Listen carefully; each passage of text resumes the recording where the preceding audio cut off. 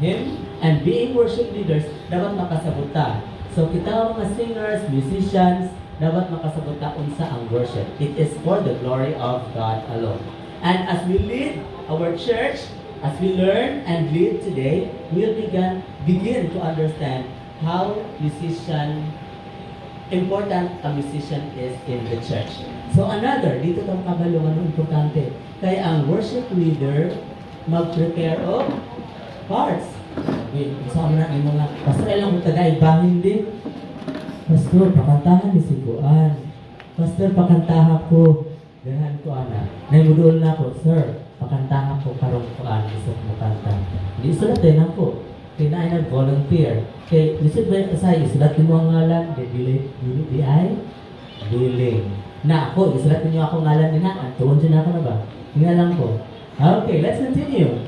In Leviticus 1, chapters 1 and 2, nasulat din ang record doon sa pagmaneho ang mga music sa panahon ni Moses, no? Ni Joshua. Now, let's continue in 1 Corinthians 14, verse 40. Worship leaders must be what? Well prepared and organized. Dapat i-andam niya. Kaya nga naman, kung hindi prepared, mag-unsang sa leader din. Kabalo ka sa kuwan, sa patutaan. Malaman ta, kaya dagan kayong mga isa. Then, pag ako sa leader din, wala church hymnal, opening song na. Then, or wala siya kabalo may ihang part, na wala siya na-reminded. No? So, ang singer po, grabina na lang. Kantahin din na. Wala nga na ito pagsimba. Plus, kasi may tabo, ang brother mo kumento, saan po din ako yan, wala po nag-iandam. So, naman saan ang worshiper? Nakasala na, nagyaw-yaw na sa likuranan, no? Okay, nawala na sa focus kung worship ka. Dapat pag worship, eradicate or remove those bad comments, those bad remarks, mga di maayong mga pangulong. Okay, let all things be done decently and in order. Hanay. Kasi ang John Conference nag-describe din sila kung sa ang hanay ng worship. We start with this and that and that. Okay. We're almost done. Music ministers must prepare the musical parts well because these are musical offerings to God. Wala ka naghalad, ani para sa itong mga igsuunan. Ako nang ihalad sa akong igsuon nga malipayan ka ron. Wow, ano para na sa igsuon? Manaaman tatri para mag-worship. No? Unless birthday na. Boy niyo, dito sa inyong balay, sa ka-event. Uy, hapon na ka, para man sa tao. Pero kung natagay sa worship, don't do it. Kasi we all do this for the glory of God. We offer all of this for the glory of God. Now, there is one comment. Ngano daw ang special song, gitawag special song. Sa tanang song, na opening song, na closing song, na po intermission song, na special song.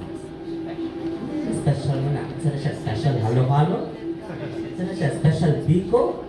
So, katabi ang opening prayer, katabi ang wali sa pastor, dili to special? No? Okay, so I answered, nasayo pa lang siguro, nagbugna-bugnahan na siguro.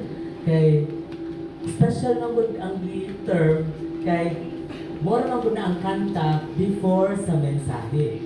Mura siya tunulan sa pagkaon nga lamit, then ako na siya. Diba? So something like that, ako yung pasabot. Pero for me, I got it na hindi ko po maayo gamitin yung term. Kaya mawala ang essence sa ubang parts. Tanang parts mo muna special. Mo ganin ang dili takaproceed kaya wala pa na naka-opening song. Opening song isa. Opening prayer na po. Dili takaproceed sa wallet ritual kay walay other parts. So I suggest gamitin nato ang musical offering. Musical offering. Okay. No? Ang iyan ang term. So, or message in song. Okay. Or song rendition. Okay. But not a ministry in song as also. Not special song. Okay, I don't discourage, pero kung yun natin nandan, actually there is no conflict. I'm just giving an eye-opener for everyone. Because worship is a spiritual activity, spiritual preparation of the worship leader is also very essential. So kita po yung mga singers, pianista, dapat punta spiritually motivated or full of spirit. Now, to become spiritually prepared, ano daw atong dapat masabtan? Ang worship leaders have their deep personal and private worship. Kaya mga worship leaders in our church, like ministers, mga elders, so not only them including mga musicians, have a daily encounter with God, and what they do is only an overflow. We're like gawas because they fully have experienced the Spirit of God. Worship leaders can only bring the people of God before His throne when they themselves have been there. And you recall, you cannot give what you don't have. So if you are blessed already, you can also bless others. Okay, let's continue. In Zechariah 4:6, let us read. Not by might, nor by power, but My spirit. my spirit. It's not mine. Akong pagalingon. Espiritu. It's the Spirit of God. Siya na din na mismo nagtingon. Dili daw tama, tabangan kung wala tayong Espiritu. Worship leaders who are Spirit-led do not depend on their own abilities and skills, but they fully depend to God. Okay. Then, we call prompt worshipers because musicians are usually the first to be seen or participate in leading the worship. Did you get it? Nga, so leader dito na. So once you stand here in the front, you're actually prompting the worshipers. Kung is it prompting? Na, marag, kukunin mo, mag-worship na ta. So, ang worshipers or the congregation will be led to spiritual activity. Okay, wala pa mga nagsugod, so wala pa na. No? Unless we are motivated to meditate, read the Bible while on the pews, nasa likuran. Pero pag start as a song leader, dire, or any participant, we are prompting our worshipers for the spiritual activity. And any distractions must be avoided. Dapat likayan na na distraction. Like sound, minsan ma-distract ka sa sound, no? Kusukay ko play. Then minsan, nanang song leader, to start our inspiration. Oh, no sa naman, na-distract. Nagsulti na siya to start our inspiration, tapos wala na ay tinahitabo. So, kailangan well-prepared ang song leader. In my song leader training, because I also give lectures and training, dapat ang song leader, pag abot ka rin sa pulpito, ready. Minsan, mo pick up na lang ang song leader, namubo kahit saya. Pag abot ka rin sa bangko, magun sa mga song leader, magkamutabon. No? Kaya mahadlok makita ang dili dapat ipakita. Kung mag-inganan sila, wala na lang yun. Kaya magpamububo, tapos ipa-pit. Okay, so dapat every musician in the church is always ready. Kaya kung niya, girahon kalkalit, no? So you should always be ready. Parehas sa atong pastor, o dili ready, wala siya nagandang ugwali. So pag gani mo, mga kaisor, wala ko ng andam ani. Minsan yung feeling niya, pag namusunting nga niya, minsan ko na siya, kasi nangandam, binatata maginaw, mali nangandam. Okay, then, once in front, worship leaders connect with the congregation, and then through an atmosphere of worshipful music, they prompt them to perform an act of worship. So for example, na nagkanta diri, then nakita nimo o na-feel nimo ang message. So you are already prompted for music, for worship because of that particular music. The last in second is grow in Christians leading. Okay. Now, when we grow in Christians leading, this is music ministers are filled with the scriptures. Nakabulong sila sa balaan, kasulatan, not just by the Spirit of God, because God desires worshipers to worship Him in spirit and in truth. And as we grow in leading our fellow Adventist Christians. The last, we have church musicians as worshipers. So kita po dahil tanan, worshipers. I like to sing na naata dali nagtapo. Walay nabilin sa 10, I hope. Walay nabilin sa 10. Naghigda-higda, nag-ML, no? So I discouraged actually. Then I always say to my singers, after we sing, dapat na-adre sa sulod. Okay, now, na yung mga singers nga, what they do is, they are busy. Nag-Sabbath school tayo rin, tuasar din sila yun. Or tuwa din sila sa dapli, so, nag-worship sila, wala? Wala. You know, we are coming here for worship. We are not coming here for rehearsal dito sa Luyo. We are for worship. So, kano sa mo worship? Kano sa I mean, rehearse. There are 6 days of the week. No? So, we have 6 days. Isa rin na kano atong pag-worship, hindi kita kabuhat. So, we can rehearse all through those 6 days. Pagkabot sa 7th day, wala na.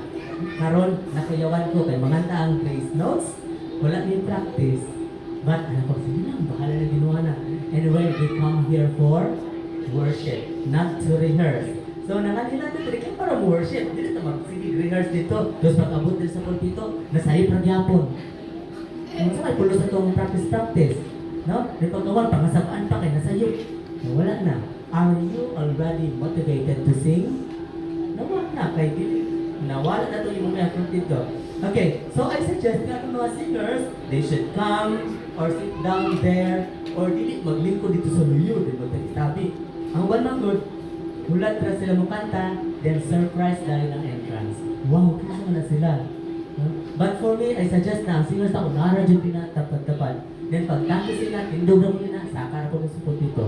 So that's how simple because we are all worshipers. We are not mga celebrities. No? Yan na ay surprise appearance. And being worshipers, we should participate actively. When we say participate actively, because many musicians are often observed to be very active in leading out. That's it kayo. May kanta, appointment, sayo kayo ato, puro perform sa ng parts. Pero ang saman, but are actually passive worshipers. Inig human o kanta din, tuwa sa luyo, nagtabi-tabi, nagkaon-kaon og snacks, naglaroy-laroy. Napukunilhan. Pagka mo kanta, muli na siya balay. Tama ba? Muli ang balay. So what do you think yan ibuhat sa balay? I don't know. Natulog, nagluto, nag-table hopping, nagkaon-kaon. Okay. Now, so, I hope dito natin makita. Kung naman ko so far nakita dito sa atong Tanlugan Church. No? Okay. Church musicians must be what? Active worshipers. 2, because by joining all parts of the services, they are seated with the congregation or with the pulpit or platform party attentively listening to the message. Nananalo din sa atong front, platform party na sila. So, dapat po, namin ako ka dito, hindi pinagtabi-tabi po dito po dito. Oh, nakita ang kuhaan sa una, naka-experience ito. Nagtabi-tabi man doon sa dito. Okay. Yeah po, ha? Because we are all active, we are supposed to be active worshipers, not passive worshipers. Ang ba mong passive worshipers, yung comment ko, sa'yo akong kiber. Basta kaya I'm happy, pag uman akong kanta, laag. Or mga on. No, naka-experience ito na, ang conductor sa una, alam mo, ngaon man, party-party naman nga ni pagkaman o kanta. Tigilin choir, bitaw, katong nga choir sa college na mo. Ngaon man na yung pagkaman o kanta sa Sabbath school. Then, naanin sa iyong balay. Then, ang simbahan dito. So, no, this is not good. Okay. Now, worship in spirit and in truth. In John 4, verses 23 and 24, but the hour is coming and is now here, when the true worshippers will worship the Father in spirit and in truth. For the Father is seeking such people to worship Him. Ano yung mga tao, characteristics sa tao ang ipakita sa Ginoo. Katong mo-worship sa iya sa pagkatinuod o sa kamatuoran. God is spirit, and those who worship Him must worship in spirit and in truth. Soon, worship is the battle we are going to face. Sa sunod na panahon, hindi na dito mag-abot para mag-worship. And the best and the very dangerous battle is the battle whom to worship. So are you ready to face that soon? Now, being church musicians, be ready. Us today you learn and tomorrow you lead. Then, for our conclusion, what are the important roles of Adventist church musicians? Let's read. Start. Church musicians as music ministers. Church musicians as worship leaders. And church musicians as worshipers. In number 1, we have to edify the church, to avoid performance and entertainment styles, and to witness. And number 2, to understand worship is, and prepare the hearts, to prepare spiritually, to prompt worshipers, and to grow in Christians leading or in Christian leading. And the third one, we have to participate actively and worship in spirit and in truth. And ingon ni Keith Green, let's read all together. Start. The only music minister to whom the Lord will say, "Well done, thy good and faithful servant," is the one whose life proves what their lyrics are saying, and to whom music is the least important of their life. Glorifying the only worthy one has to be a minister's most important goal. Ang idayigon rin sa Ginoo, katulad yung nagkinabuhi, being a church musician. Ang iyang ginakanta ng mga lyrics, iyang gikinabuhi. No? And to whom music is the least important. Dili importante ang music sa iya. Importante ang paki-connect sa Ginoo.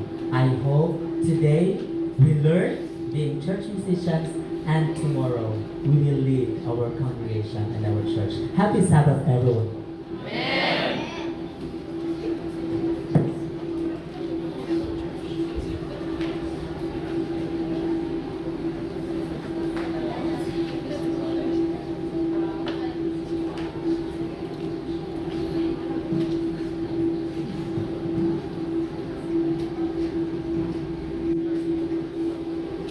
Okay, thank you so much, Brother Clement Carl de Guzman. We are educated this morning mahitungod sa church music at itong hatagan og 5 ka pakpak.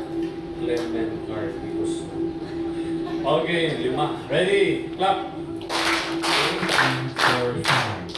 Thank you guys, sir, nga naabli ang among una-una ug na-educate ta mahitungod sa pagdala sa music sa itong iglesia, paggamit og sakto, no?